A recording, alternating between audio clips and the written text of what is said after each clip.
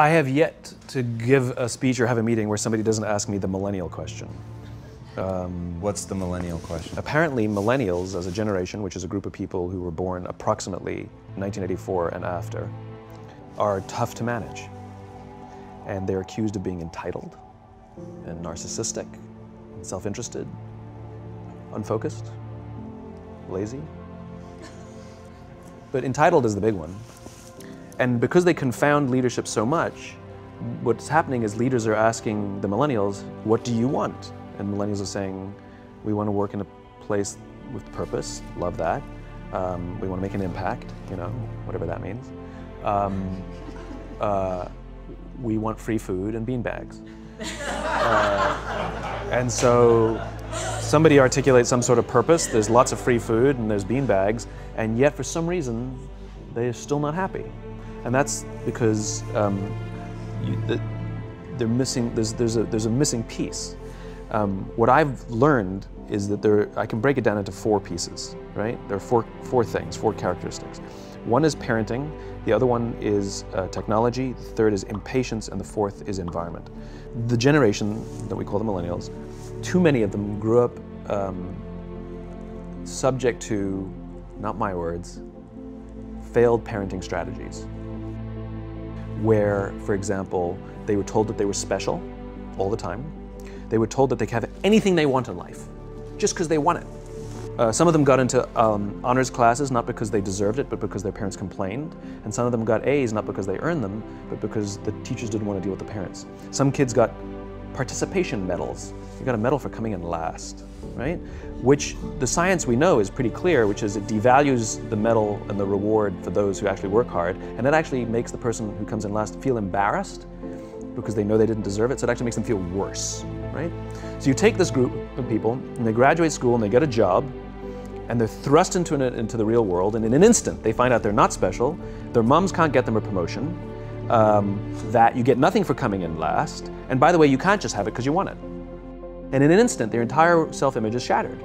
And so you have an entire generation that's growing up with lower self-esteem than previous generations.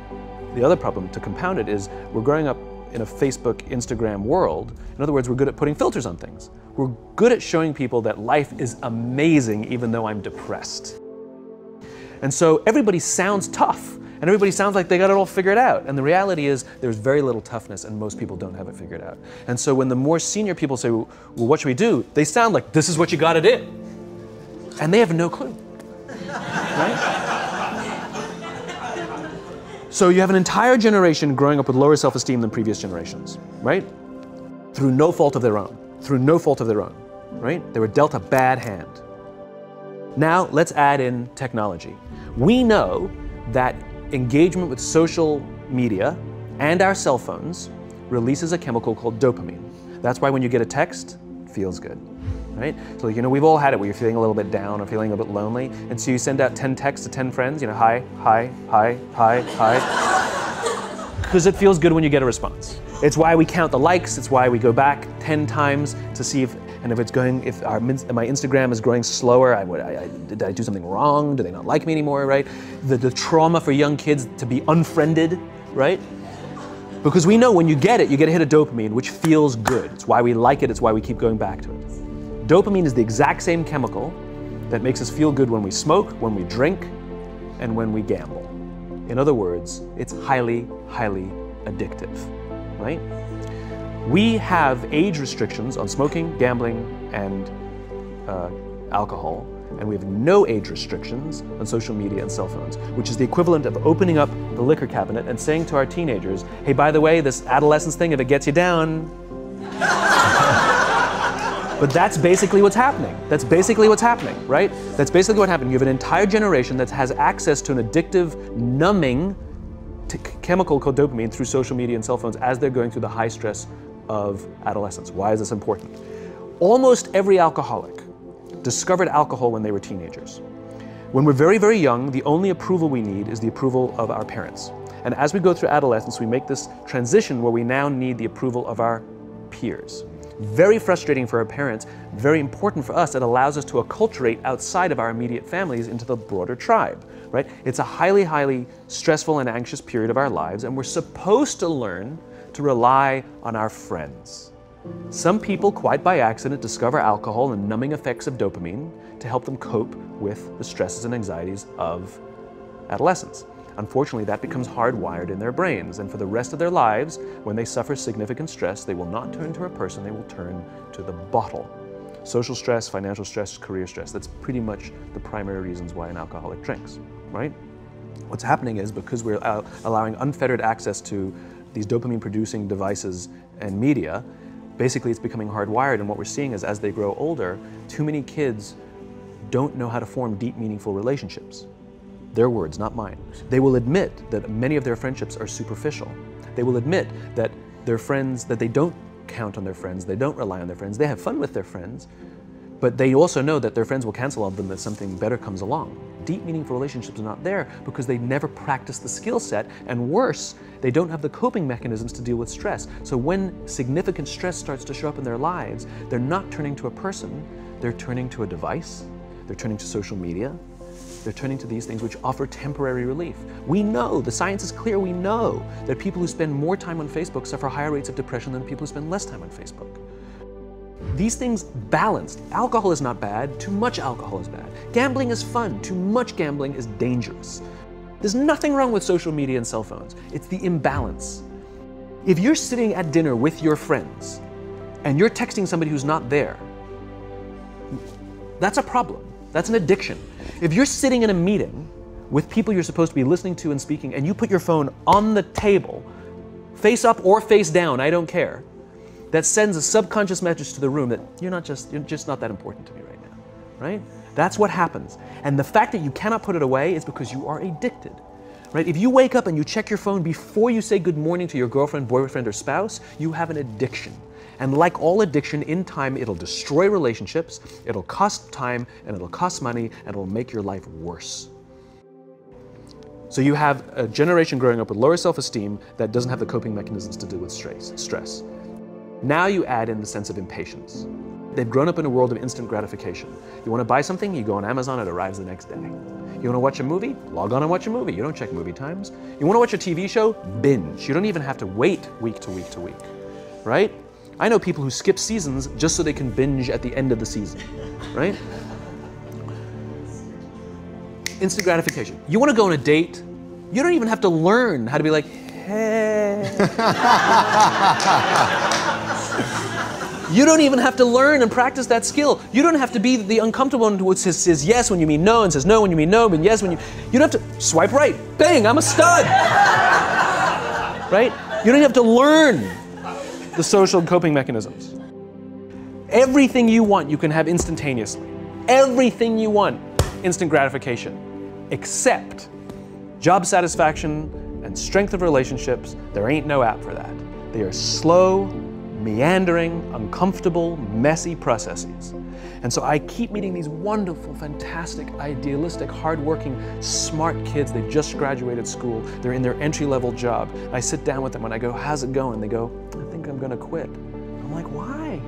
They're like, I'm not making an impact. I'm like, you've been here 8 months. You know?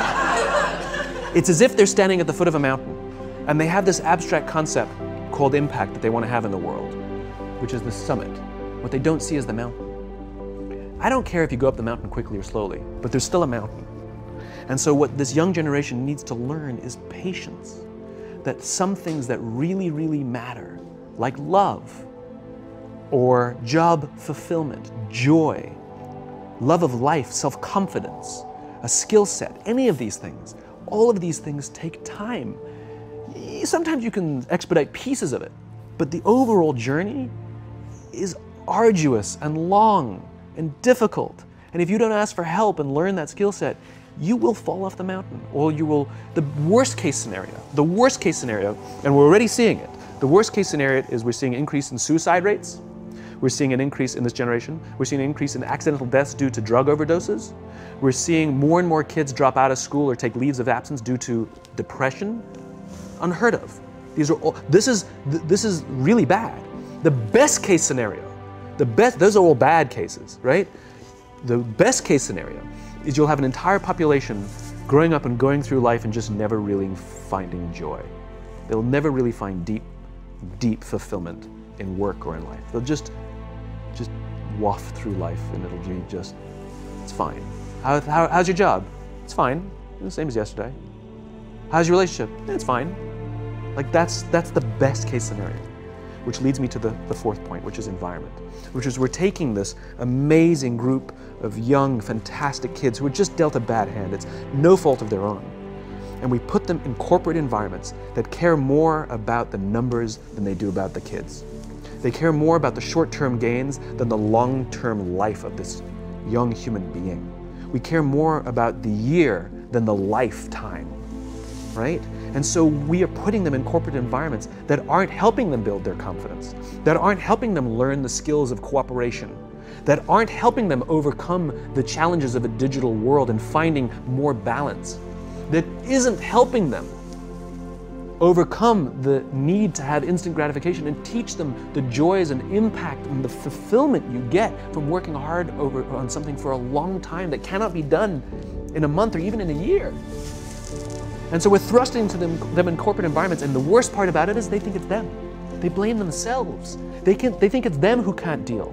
And so it makes it all worse. It's not. I'm here to tell them it's not them. It's the corporations, it's the corporate environments, it's the total lack of good leadership in our world today that is making them feel the way they do. They were dealt a bad hand, and I hate to say it, but it's the company's responsibility. Sucks to be you, like we have no choice, right? This is what we got, and I wish that society and their parents did a better job. They didn't. So we're getting them in our companies, and we now have to pick up the slack. We have to work extra hard to figure out the ways that we build their confidence. We have to work extra hard to find ways to teach them the social skills that they're missing out on. There should be no cell phones in conference rooms. None, zero. And I don't mean the kind of like sitting outside waiting to text. I mean like when you're sitting and waiting for a meeting to start, this is what we all do. We all sit here and wait for the meeting to start. Meeting starting? Okay. And we start the meeting. No, that's not how relationships are formed. Remember we talked about it's the little things? Relationships are formed this way. We're waiting for a meeting to start and we go, how's your dad? I heard he was in the hospital. Oh, he's really good. Thanks for asking. He's actually at home now. Oh, I'm really glad. It was really amazing. I know, it was really scary for him. That's how you form relationships. Hey, did you ever get that report done? Oh my God, no, I didn't. I'll help you out. Can I help you out with that? Really? That's how trust forms. Trust doesn't form at an event in a day. Even bad times don't form trust immediately. It's the slow, steady consistency. And we have to create mechanisms where we allow for those little innocuous interactions to happen. But when we allow cell phones in conference rooms, we just, okay, have the meeting. And then my favorite is like when there's a cell phone there and you go like this, you go. It rings and you go. I'm not gonna answer that. Like, Mr. Magnanimous, you know? When you're out for dinner with your friends, like I do this with my friends. When we're going out for dinner and we're leaving together, we'll leave our cell phones at home. Who are we calling? Maybe one of us will bring the phone in case we need to call an Uber or take a picture of our meal. That goes without saying, come on. I'm an idealist, but I'm not insane. You know? Not a heathen. I mean, it looked really good. We'll take one phone. And so it's like an alcoholic. The reason you take the alcohol out of the house is because we cannot trust our willpower. We're just not strong enough. But when you remove the temptation, it actually makes it a lot easier. And so when you just say, don't check your phone, people literally will go like this. And somebody will go to the bathroom, and what's the first thing we do? Because I wouldn't want to look around the restaurant for a minute and a half. But if you don't have the phone, you just kind of enjoy the world. And that's where ideas happen. The constant engagement is not where you have innovation and ideas. Ideas happen when our minds wander and we go, and you see something, I bet they could do that. That's called innovation, right? But we're taking away all those little moments, right? You should not